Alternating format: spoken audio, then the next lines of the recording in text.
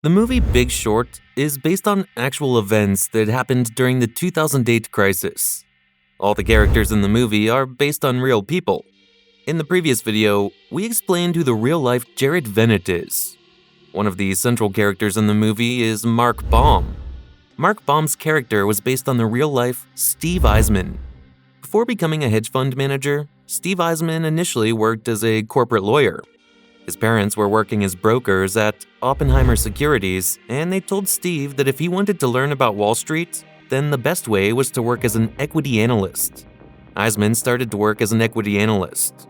As an equity analyst, it was his job to analyze stocks or securities, evaluate them, and provide insights on publicly traded companies and their stocks. So his primary role was to research, analyze, and make recommendations about stocks and investments to help investors, fund managers, and financial institutions make informed decisions. When Steve Eisman started working as an equity analyst, nobody on Wall Street cared about the opinions of the equity analysts. But Steve Eisman was different, and he was known to make noise. While working as an analyst, he came across one company that used to give loans to people who were not financially stable. Basically, the company was in the business of subprime mortgage lending. Eisman studied the company and gave it a sell, or you can say a negative rating. Everyone on the Wall Street did not believe him, but eventually that company went bankrupt. Since that point, Eisman has been very well known on Wall Street. Steve Eisman was not afraid of going against the crowd and public opinion. This same trait helped Steve Eisman foresee the issues in the subprime mortgage lending that led to the 2008 financial crisis. Since the beginning, Eisman knew that there was something wrong with the subprime housing market, but he wasn't sure exactly what it was. When Eisman hired Vinny Daniels, he told Vinny to research the subprime market and figure out exactly what was wrong with it. Vinny did not understand the housing market at the beginning, so it took him 6 months to study the market. When he was done with his research, he found all these companies lending money to risky borrowers were growing super fast, but their earnings were mostly based on accounting tricks. They were like Ponzi schemes, needing more and more money to keep going. In 1997, right in the middle of the economic boom in the US, Eisman wrote a report based on Vinny's findings. In that report, he blasted all those companies. Nobody on Wall Street believed Eisman's report, but many companies that Eisman bashed in his report went bankrupt in the next year, and Eisman again proved himself as someone who goes against public opinion. After learning about the subprime housing market, Eisman decided to start his own fund, but initially, he couldn't find anyone to invest with him. After lots of struggle, he found an insurance company that gave him $50 million. It was not great, but at least it was a start for Eisman. As Eisman had a different way of thinking than everybody else on Wall Street, he also attracted people in his team who shared his enthusiasm. The subprime lending market was all about lending to people with lower credit scores. In 1990, this market was a $30 billion industry, but by 2005, it had become a $625 billion industry.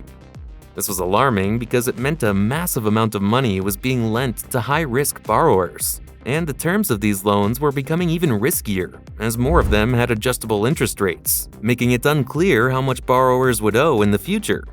This surge in subprime lending was happening even as interest rates were rising, which defied logic and raised concerns about the financial system's stability. When banks were offering these loans to high-risk borrowers, and when these borrowers couldn't repay these loans, instead of learning from this and not giving out any more bad loans, the banks started giving more of these loans to such borrowers, and then selling them to the big banks on Wall Street. Banks like Lehman Brothers, Morgan Stanley, and Bear Stearns bought these loans. As Eisman understood the housing market and was also familiar with the Wall Street banks, he had a gut feeling that the subprime market industry was going to collapse.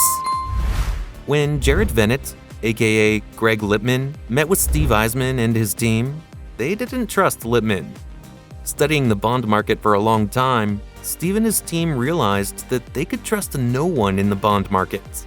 At the time, in the regular stock market, everything used to happen on computers, and people could easily trace the value of the stock from the charts and find out if anyone was betting against them. The bond market used to run like the old days without computers, and there was always fear among the bond traders about whether they got the right price or paid more for certain bonds.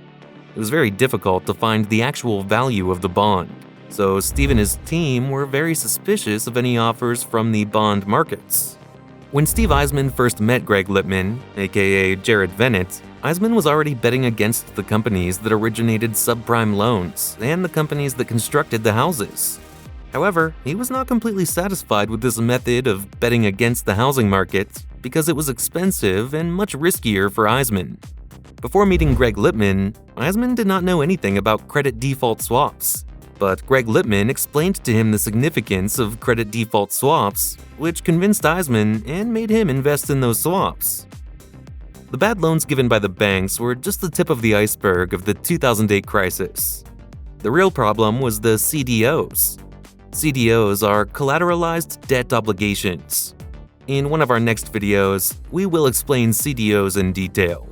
When Eisman met up with the CDO manager, Wing Chow, he realized how dangerously these CDOs are arranged and how many investors across the world, such as German banks, Taiwanese insurance companies, and Japanese farmers' unions, have invested in them. These super risky CDOs were given AAA ratings by the rating agencies.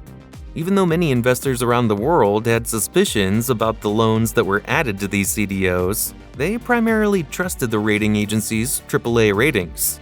So they kept investing in these risky CDOs. When Steve Eisman found out that investors across the world had invested in these super risky CDOs, he knew that the whole world economy was going to collapse. As a CDO manager, it was Wing Chow's job to create those CDOs.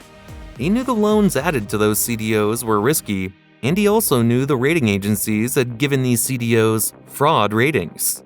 Knowing everything he was doing, he still sold these CDOs to investors as a stable investment.